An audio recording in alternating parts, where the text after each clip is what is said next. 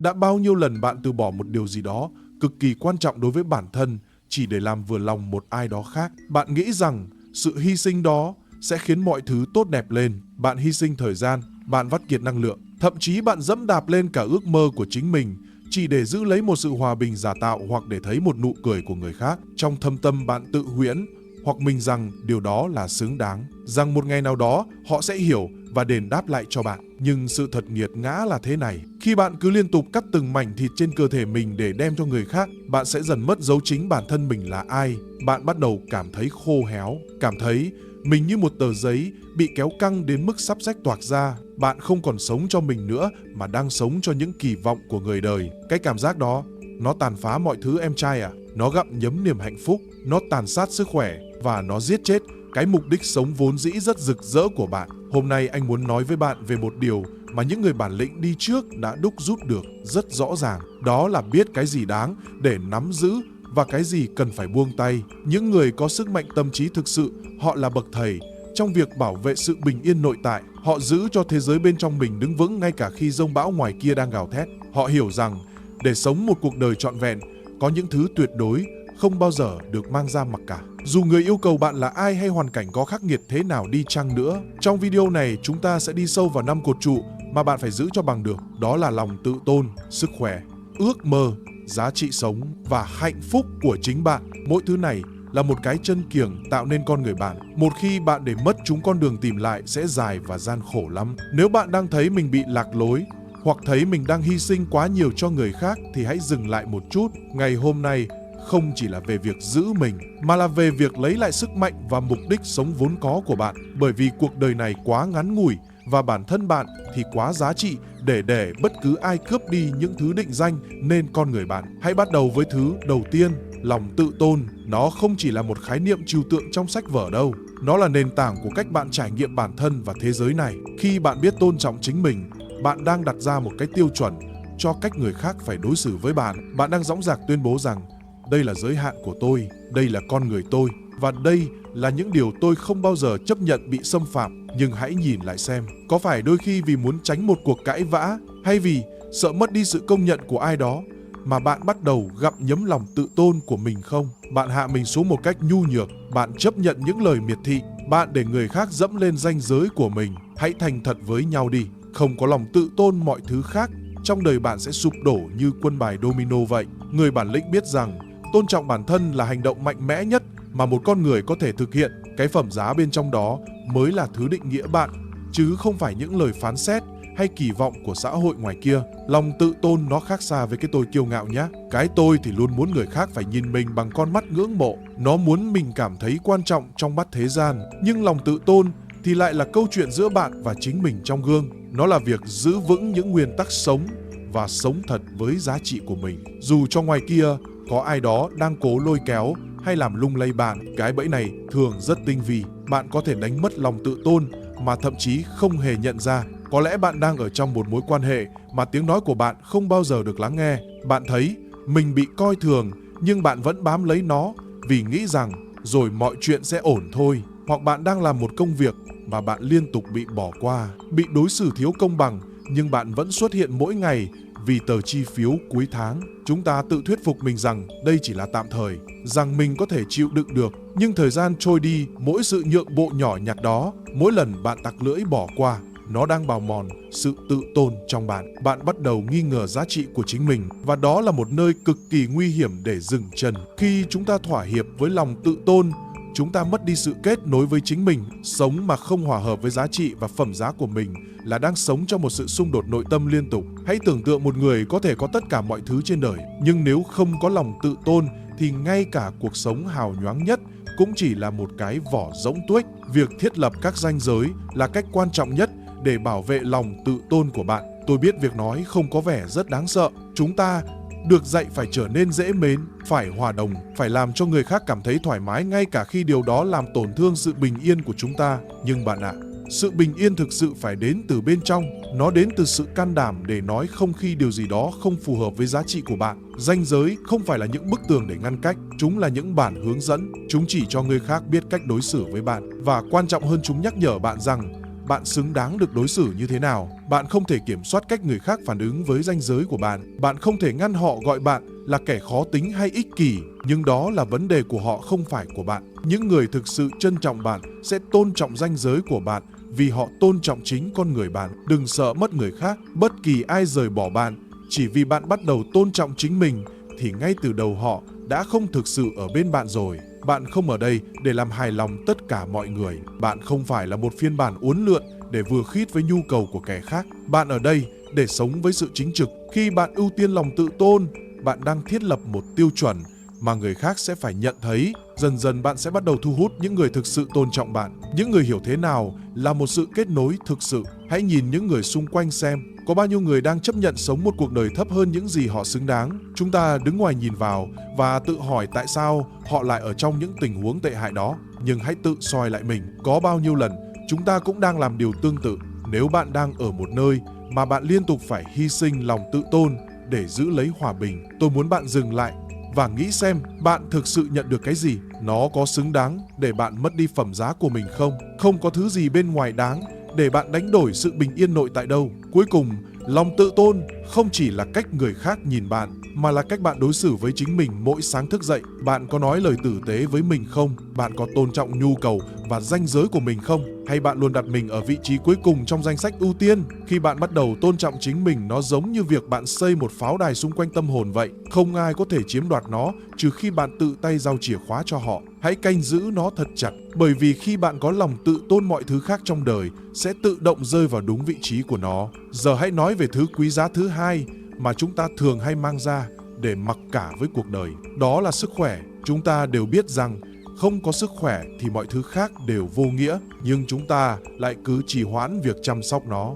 Chúng ta bảo mình rằng sẽ để tâm đến nó sau khi giải quyết xong đống công việc ngoài kia. Nào là deadline, nào là trách nhiệm với gia đình, nào là những lời nhờ vả của bạn bè. Và rồi, sức khỏe của chúng ta chỉ còn là một dòng ghi chú mờ nhạt ở cuối trang giấy. Nhưng em trai ơi, bạn đang tư duy sai lầm rồi. Sức khỏe không phải là thứ chúng ta hy sinh để đổi lấy tương lai. Nó là cái nền móng mà bạn cần để xây dựng mọi thứ khác. Nếu cơ thể này sụp đổ, nếu tâm trí này kiệt quệ, thì bạn định gánh vác trách nhiệm bằng cái gì đây? Hãy coi cơ thể mình như một ngôi đền thiêng liêng. Nếu cái bình chứa này bị hỏng, thì nước bên trong có quý giá đến mấy cũng sẽ tan biến hết. Phớt lờ sức khỏe cũng giống như yêu cầu một cái cây phải ra quả trong khi bạn chẳng bao giờ tưới nước cho nó. Điều đó là không tưởng. Nhưng thực tế xã hội bây giờ lại đang thần thánh hóa việc hy sinh sức khỏe cho tham vọng. Người ta tự hào khoe về những đêm trắng không ngủ, về những bữa ăn bỏ dở, về việc sống dựa vào caffeine và thuốc tăng lực như một huy chương của sự nỗ lực. Nhưng để làm gì?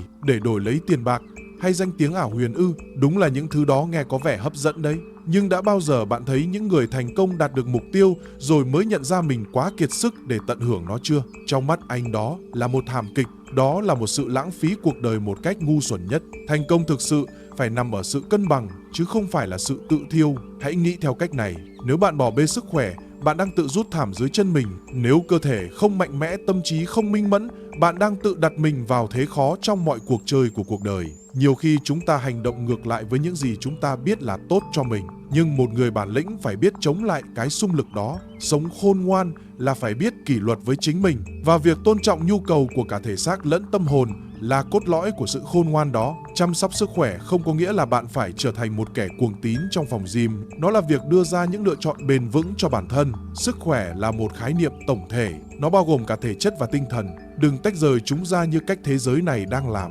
Căng thẳng và áp lực cảm giác nó bào mòn cơ thể bạn chẳng kém gì những thói quen xấu đâu. Một tâm trí luôn lo âu là một nguồn cơn của bệnh tật. Vì vậy, việc tìm thấy sự bình yên trong tâm hồn cũng quan trọng chẳng kém gì một bữa ăn đủ chất hay một giấc ngủ ngon. Bạn cần phải nhất quán, chứ không cần phải hoàn hảo. Nó là việc biết lắng nghe khi cơ thể lên tiếng, biết khi nào cần nghỉ ngơi, biết khi nào cần vận động và biết khi nào cần một khoảng lặng cho tâm trí. Đúng vậy, đôi khi điều đó có nghĩa là bạn chọn đi ngủ sớm thay vì trả lời thêm một cái email vào lúc nửa đêm. Đôi khi nó là việc bước ra ngoài hít thở không khí khi thấy đầu óc quá tải. Và đôi khi nó là việc nói không với những kỳ vọng của người khác để nói có với sự an lạc của chính mình. Tự hy sinh sức khỏe không phải là hành động cao thượng đâu. Nó là một sự thiển cận đáng thương. Bạn không thể rót nước từ một cái bình rỗng và bạn cũng không thể cho đi những gì bạn không có. Nếu bạn thực sự muốn giúp đỡ người khác, nếu bạn muốn đóng góp cho thế giới này, thì trước tiên bạn phải khỏe mạnh đã. Khi nói về sức khỏe thể chất, những người bản lĩnh luôn thực tế,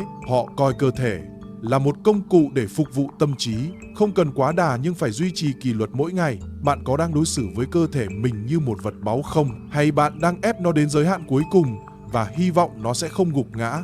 Đến một lúc nào đó, cơ thể sẽ lên tiếng, và nếu bạn không nghe, nó sẽ bắt buộc bạn phải dừng lại theo cái cách mà bạn không hề mong muốn. Còn sức khỏe tinh thần thì sao? Chúng ta thường quên mất nó trong cái guồng quay cơm áo gạo tiền, nhưng sự bình yên trong đầu mới là thứ quyết định chất lượng sống của bạn. Mỗi ngày hãy dành thời gian để dọn dẹp những rác rưởi trong tâm trí, buông bỏ những thứ không nằm trong tầm kiểm soát của mình. Đừng để những chuyện nhỏ nhặt của thiên hạ chiếm quá nhiều không gian trong đầu bạn. Hãy bảo vệ sức khỏe của mình, vì đó là nền móng duy nhất để bạn trở thành phiên bản tốt nhất ngay lúc này. Giờ chúng ta hãy bàn về một thứ bay bổng hơn nhưng cũng dễ bị đánh cắp nhất, đó là những ước mơ của bạn. Ước mơ không phải là những ảo tưởng hão huyền của mấy đứa trẻ con, nó là những khao khát sâu thẳm định hình nên ý nghĩa cuộc đời bạn. Nhưng hãy nhìn lại xem, đã bao nhiêu lần bạn để nó tuột khỏi tầm tay chỉ vì một lời can ngăn của người khác. Bạn cất nó vào ngăn tủ và tự nhủ rằng để lúc khác, khi nào đủ tiền hoặc đủ rảnh thì làm. Sự thật là bạn đang phủ nhận một phần con người mình đấy em trai ạ.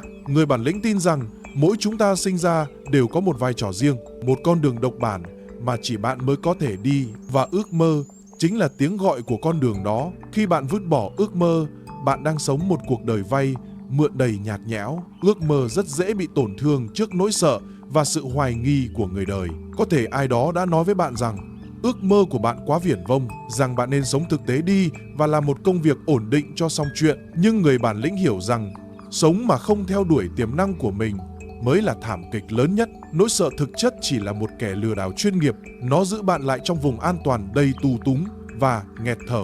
Hãy coi những khó khăn như một bài kiểm tra để tôi luyện sức mạnh tâm trí. Mọi trở ngại trên đường đi thực chất là để giúp bạn trưởng thành hơn. Vấn đề là những người xung quanh thường áp đặt nỗi sợ của họ lên bạn. Họ muốn bạn an phận giống họ để họ cảm thấy bớt tội lỗi với sự lười biếng của chính mình. Nhưng cuộc đời bạn là trách nhiệm của riêng bạn. Không ai có thể đi hộ bạn hay thực hiện ước mơ hộ bạn cả. Đừng chờ đợi sự cho phép của bất kỳ ai để được là chính mình. Sống mà không có ước mơ giống như một cái máy đang chạy mà không biết mục đích là gì. Nó làm bạn héo mòn và chết dần chết mòn trong sự chán chường. Ước mơ chính là ngọn lửa sưởi ấm tâm hồn và thúc đẩy hành động, dù con đường đó có dài và trắc trở đến đâu đi nữa. Dù nó có thể không giống như bạn tưởng tượng lúc ban đầu, nhưng chính cái hành trình đó mới là phần thưởng quý giá nhất. Mỗi bước đi, mỗi bài học đều đang nhào nặn bạn thành con người mạnh mẽ hơn. Đừng nôn nóng vì không có gì vĩ đại được tạo ra chỉ sau một đêm. Ước mơ cần thời gian, cần sự kiên nhẫn và sự chăm sóc tỉ mỉ mỗi ngày. Có những ngày bạn tiến rất xa, nhưng cũng có những ngày bạn thấy mình dậm chân tại chỗ. Điều đó là hoàn toàn bình thường trong cuộc chơi lớn này. Đừng nản lòng vì sự chậm chạp đó. Quan trọng là đôi chân bạn vẫn đang bước về phía trước. Nhiều người nghĩ theo đuổi ước mơ là một hành động ích kỷ, nhưng sự thật thì hoàn toàn ngược lại bạn ạ. Khi bạn sống đúng với mục đích của mình và trở thành phiên bản rực rỡ nhất, bạn đang truyền cảm hứng cho những người khác làm điều tương tự. Bạn trở thành một nguồn năng lượng tích cực cho thế giới đầy rẫy sự u ám này. Ước mơ của bạn không chỉ dành cho riêng bạn đâu, nó là món quà bạn dành cho cuộc đời này trước khi nhắm mắt. Sẽ có lúc bạn thấy mệt mỏi và muốn buông xuôi tất cả. Những lúc đó hãy nhớ rằng những vấp ngã không phải là thất bại cuối cùng. Chúng là những nấc thang để bạn leo cao hơn và nhìn xa hơn. Trở ngại xuất hiện là để bạn chứng minh mình xứng đáng với ước mơ đó đến nhường nào. Đừng đánh đổi ước mơ của mình lấy một sự an toàn giả tạo và tạm bợ. Đừng để ý kiến của người khác làm bạn phải thu nhỏ mình lại. Bạn là người duy nhất có thể biến tầm nhìn đó thành sự thật sinh động, và thế giới này đang nín thở đợi bạn làm điều đó đấy. Tiếp theo, chúng ta sẽ bước vào một vùng đất thiêng liêng hơn nữa.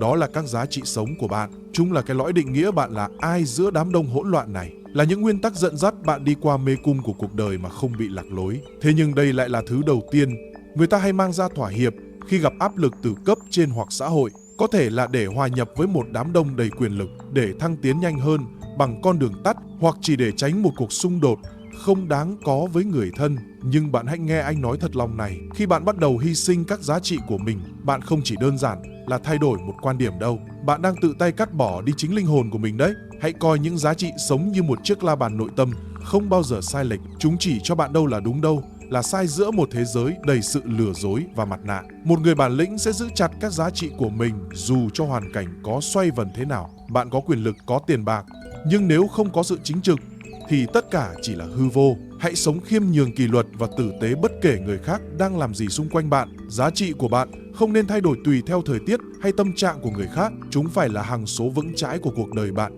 Nhưng thế giới này chẳng bao giờ để bạn yên ổn với những nguyên tắc đó đâu. Mỗi ngày, bạn sẽ đối mặt với những tình huống thử thách sự chính trực của mình đến tận cùng. Có thể là ở một nơi làm việc mà sự gian dối đang được tung hô như một tài năng, hoặc trong một nhóm bạn mà việc nói xấu người khác là chuyện bình thường hàng ngày. Cũng có thể là trong một mối quan hệ mà bạn bị ép phải hạ thấp tiêu chuẩn đạo đức của mình xuống để chiều lòng đối phương. Trong những lúc đó, đi theo đám đông thì dễ dàng và êm ái lắm, nhưng cái giá phải trả là sự bình yên trong tâm hồn.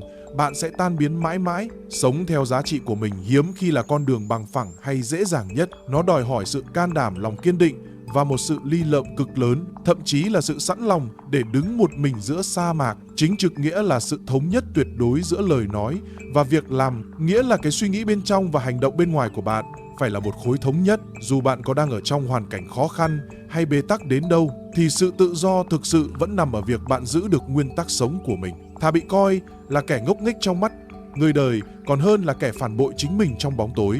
Việc xây dựng các giá trị giống như xây móng cho một ngôi nhà cao tầng. Nếu cái móng đó vững chãi, ngôi nhà sẽ chịu được mọi cơn bão cấp 12. Nhưng nếu nó yếu ớt, cả công trình sẽ sụp đổ ngay khi gió vừa nổi lên. Khi bạn thỏa hiệp một lần, dù là một việc nhỏ nhặt nhất, bạn đang tự nói với mình rằng nguyên tắc của mình có thể mang ra mua bán. Và một khi bạn đã bắt đầu cúi đầu thì việc ngẩng mặt lên sẽ trở nên vô cùng khó khăn. Hãy tập trung vào những gì bạn thực sự có thể kiểm soát và cam kết với các giá trị sống là thứ duy nhất bạn có quyền kiểm soát tuyệt đối trên đời này. Bạn không thể bắt người khác phải hiểu hay đồng tình với lý tưởng của mình, nhưng bạn hoàn toàn có thể chọn cách mình xuất hiện và hành động trước mặt họ.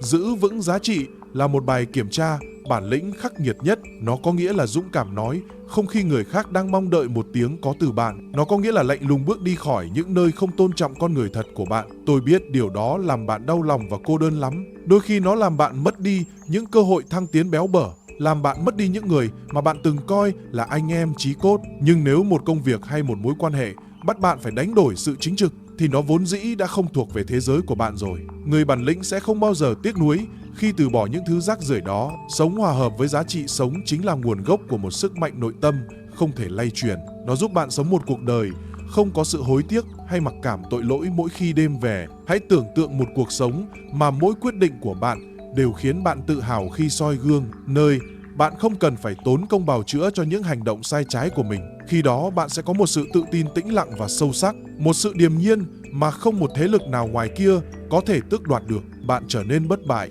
vì bạn biết mình là ai và mình đang đứng vì điều gì.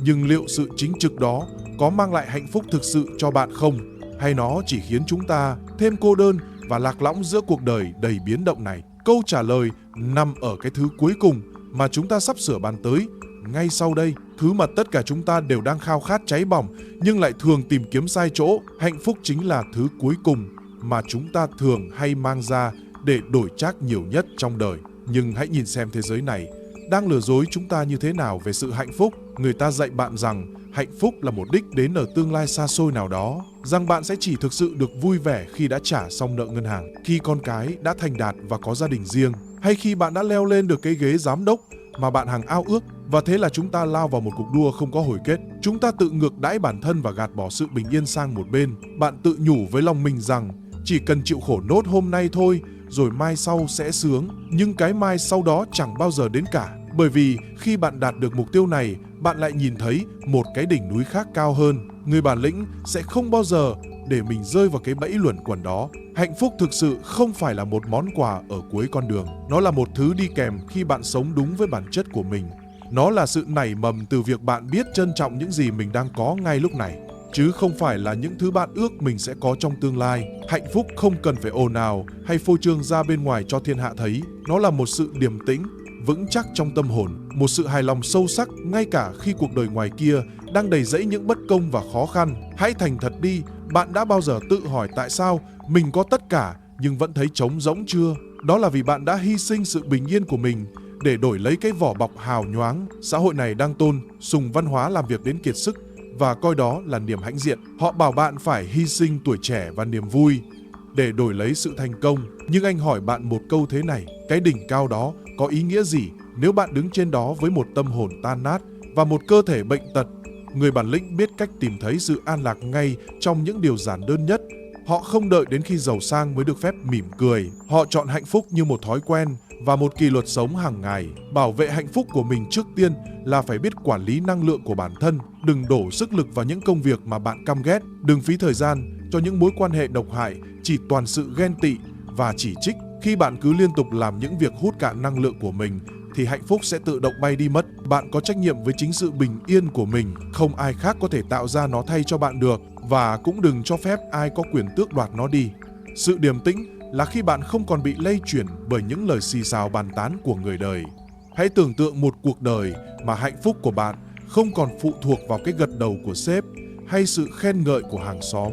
Khi đó bạn mới thực sự là một người tự do và bản lĩnh. Hạnh phúc đến từ việc làm chủ được tâm trí mình và buông bỏ những thứ không thuộc về mình. Nhiều người cứ cố chấp giữ lấy những nỗi đau trong quá khứ hoặc lo sợ về một tương lai chưa tới, và thế là họ đánh mất đi cái hiện tại duy nhất mà họ đang có. Bảo vệ hạnh phúc cũng đồng nghĩa với việc bạn phải biết thiết lập những ranh giới thép. Đó là cách bạn nói với thế giới rằng đây là không gian thiêng liêng để tôi được là chính mình. Tôi sẽ không làm những việc mình không thích chỉ để làm hài lòng người khác. Tôi sẽ không nói có khi trong lòng đang muốn nói không. Sống thật với cảm xúc của mình không phải là ích kỷ đâu em trai ạ. Đó là sự trung thực tối thiểu mà bạn phải dành cho chính bản thân mình. Nếu một ai đó trong đời không tôn trọng những ranh giới đó của bạn thì họ không xứng đáng được ở trong cuộc đời bạn thêm một phút giây nào nữa. Hạnh phúc còn là sự biết ơn sâu sắc đối với những gì đang hiện hữu. Thay vì cứ tập trung vào những thứ mình còn thiếu, hãy nhìn lại những gì mình đang có. Bạn có đôi mắt để nhìn thấy ánh mặt trời mỗi sáng, bạn có đôi chân để tự do đi đến những nơi mình muốn, và bạn có một trái tim vẫn đang đập để cảm nhận vẻ đẹp của cuộc sống này. Những thứ đó tiền bạc không bao giờ mua được, nhưng chúng ta lại coi chúng là điều hiển nhiên. Người bản lĩnh luyện tập sự biết ơn mỗi ngày như một cách để giữ đôi chân mình trên mặt đất. Và cuối cùng, hạnh phúc bắt đầu từ cách bạn đối xử với chính mình trong bóng tối. Hãy tử tế với bản thân khi bạn mắc sai lầm. Hãy kiên nhẫn với mình khi mọi thứ không diễn ra như ý muốn. Đừng tự hành hạ mình bằng những tiêu chuẩn hoàn hảo không có thực. Chúng ta đều là con người và chúng ta đều có quyền được khiếm khuyết. Hạnh phúc không phải là một cuộc sống không có khó khăn, mà là một tâm thế vững vàng để đi xuyên qua những khó khăn đó với một nụ cười điềm nhiên. Người bản lĩnh coi gian nan là cơ hội để rèn luyện ý chí. Họ tìm thấy ý nghĩa ngay cả trong những ngày tăm tối nhất của cuộc đời. Hạnh phúc không phải là sự hưởng lạc tầm thường, mà là sự trưởng thành trong nhận thức. Vậy nên đừng bao giờ mang hạnh phúc của mình ra để mặc cả với bất kỳ ai hay bất kỳ điều gì.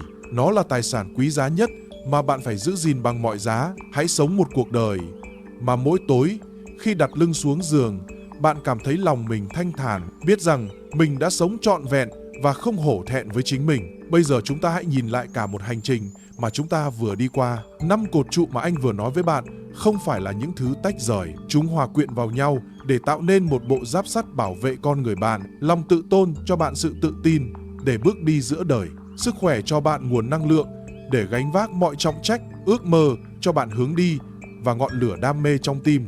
Giá trị sống giúp bạn luôn đi đúng đường giữa muôn vàn cám dỗ. Và hạnh phúc là sự bình yên để bạn tận hưởng mọi thành quả mình làm ra. Cuộc đời này sẽ luôn tìm cách để lấy đi của bạn một thứ gì đó. Thế gian sẽ luôn đòi hỏi bạn phải hy sinh những phần tinh túy nhất của mình để đổi lấy sự tồn tại. Nhưng một người bản lĩnh thực sự sẽ biết nói dừng lại ở đây thôi. Có những giới hạn mà bạn tuyệt đối không được để ai bước qua. Đừng để mình trở thành một con rối trong tay người khác chỉ vì nỗi sợ bị từ chối. Hãy dũng cảm bảo vệ những gì định nghĩa nên bản chất của bạn. Bởi vì khi bạn đánh mất những thứ này, bạn chỉ còn là một cái xác không hồn đang tồn tại lay lắt. Sống một cuộc đời bản lĩnh không phải là có nhiều tiền hay quyền lực nhất, mà là có khả năng nói không với những gì không xứng đáng với giá trị của mình. Anh mong rằng sau video này, bạn sẽ bắt đầu xem xét lại những ranh giới trong đời mình. Hãy can đảm lấy lại những gì bạn đã vô tình đánh rơi hoặc đem tặng cho người khác một cách lãng phí. Hãy bắt đầu tôn trọng chính mình ngay từ những việc nhỏ nhất. Cuộc đời này